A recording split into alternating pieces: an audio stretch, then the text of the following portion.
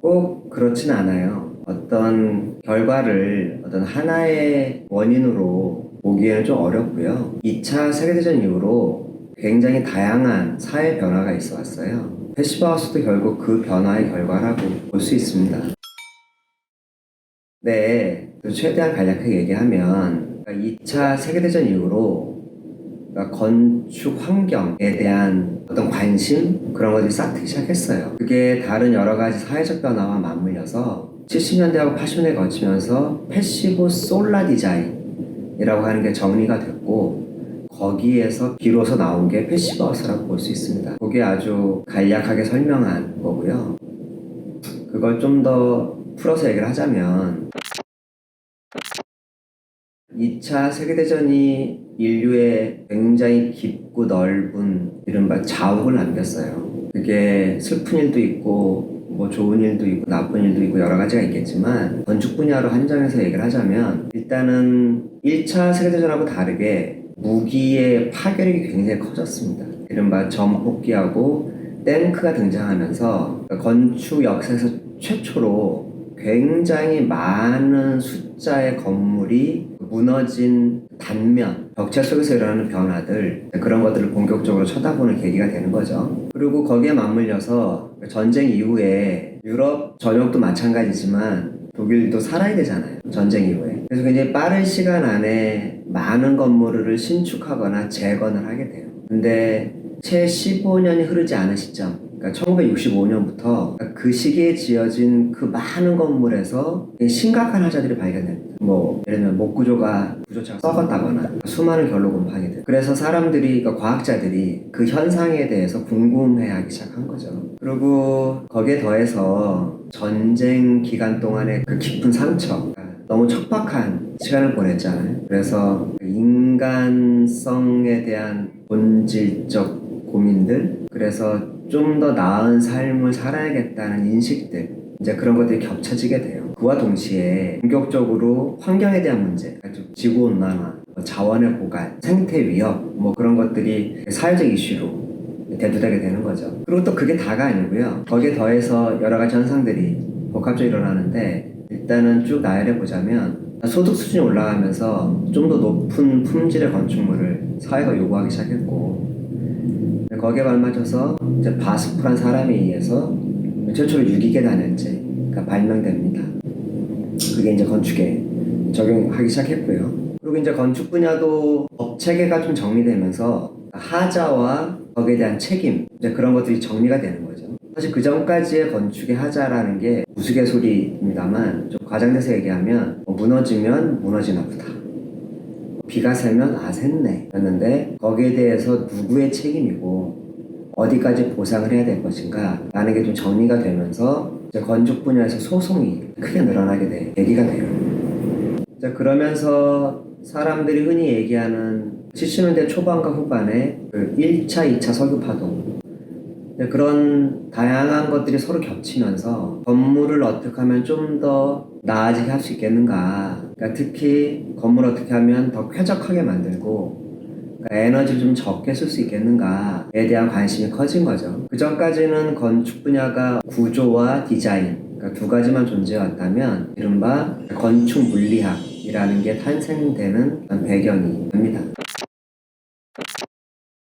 건축 물리학이라는 건 물, 열, 습기 이것이 건축물에 어떤 하자를 일으키며 그것을 어떻게 예방할 것인가를 연구하는 학문이라고 보면 되는데요. 1979년 독일에서 바우피직이라는 학회지가 발간되면서 본격적으로 학문의 성격을 띠게 되는데요. 그 당시 과학자들이 가장 관심을 가졌던 게 이른바 열의 보존이었어요. 축열이라고 얘기하는 것들.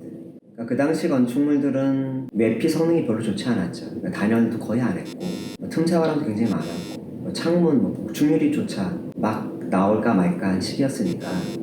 그리고 그 당시에 건물에 피는 곰팡이가 인체에 얼만큼 유해한지가 과학적으로 밝혀지게 돼요. 그런 많은 열 손실 속에서 낮 동안의 일사량, 거대한 태양에너지의 그 열을 밤까지 끌고 가는 게 중요했어요. 야간까지 열을 보존해야 쾌적해지고 에너지도 절감될 뿐더러 이른바 결로 곰팡이를 예방할 수 있다는 게 계산이 된 거죠. 그래서 그분들이 일단 채택했던 방법은 거대한 축열체를 집안에 두는 거였어요. 남향에 유리온실을 만들고 그 속에 검정색으로 칠한 콘크리트 덩어리를 만들어놔요. 그게 낮 동안에 햇빛을 충분히 받게 한 이후에 해가 지면 거기서 서서히 나오는 열을 가지고 난방을 하는 방법, 그런 것들을 고안해낸 거죠. 그게 결국 패시브 솔라 디자인이 된 거죠. 그런 와중에 건축의 외피의 성능이 굉장히 빨리 발달하게 돼요. 단열재 가격도 훨씬 싸지고 두꺼워지고 삼중 유리의 어떤 PVC 프레임, 그리고 틈새 바람을 효과적으로 막는 장치들, 그런 것들이 굉장히 기술이 빨리 발달하게 되면서 그 전까지의 막대한 열 손실, 그게 아주 현저하게 줄어들게 됩니다. 그런 과정 속에서 건축 물리학자들이 아주 획기적인 발견을 하게 돼요. 지금이야 너무 당연한 얘기가 되겠지만, 그 전까지 건축에서 완전히 무시돼 왔던 열이 세 가지가 있어요. 지금은 실내 발열량이라고 부르는 인터널 히트 게인이라고 부르는 건데, 인체 발열, 기기 발열, 조명 발열, 이 세 가지 열은 손실량에 비해서 너무나 작은 열이기 때문에 아예 계산도 안 했거든요. 근데 이제 열 손실이 현저히 줄면서 일사에너지에다가 이 실내 발열량이 더해지면 이 열만으로 난방이 가능하다는 게 수학적으로 증명이 됩니다. 이게 얼마큼 놀라운 발견이냐면 인류가 쓰는 전체 에너지의 거의 60에서 65%가 난방 에너지거든요. 그래서 그 얘기는 건축 분야만의 노력으로 절반을 넘는 에너지를 해결할 수 있다는 뜻이 돼요. 거기에 더해서 건물이 쾌적하다는 거죠. 그러니까 저는 개인적으로 이 발견이 어떤 현대 건축의 패러다임을 바꾼 계기가 된다고 생각해요. 그러면서 그 전에 있었던 패시브 솔라 디자인, 거기에서 솔라자가 빠진 패시브 디자인, 즉 패시브 하우스가 탄생하게 된 거예요. 그러니까 즉 패시브 하우스는 더 이상 축열체를 이용하지 않습니다. 그게 패시브 솔라 디자인과 패시브 디자인을 가르는 굉장히 중요한 경계점이 되는 거예요.